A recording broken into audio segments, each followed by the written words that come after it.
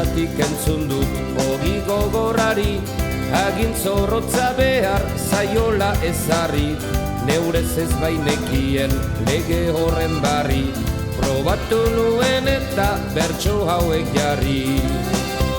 Gabon gau ez ogia bere inkatzerako, kuzkurra gordetzen dut urren urterako, lizundu gabe hantxe egongo da bako, amorratu ez dadin zakurraren dako. Behin erabaki nuen aizaki zakurra, aurten neu jango diat iazko kuzkurra, amorruari leuntzen baziok muturra, neuretzat ere ez dut izango makurra. Badezpada aurretik gutxitxoagian, ahoa lantzenekin nion harrobian, hortzak nituelarik elkar jantzorian, harrian sartzen ziren baina ez ogian.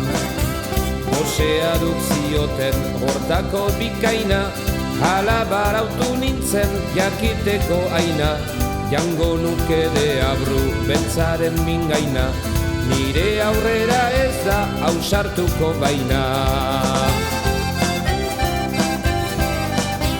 Ogiari amorruz heldu diot noski, hortzak bertan gelditu nonbait sartu gaizki, baina aitzaki hori ez izaki aski, kuzkurra irentsi dut hagin eta guzti. Atzamarra sartuta ez du lari tira, aho zabalik nago gutxera begira, nola ekarri orain lehen zeuden tokira, bide naturaletik abitzen badira. Okin bat ikusirik atez-ate saltzen, eskua bota nion otarrera zuzen, eritzi nion ogi hain biguna ezen, kuzkurraren atzetik zurrutean joan zen.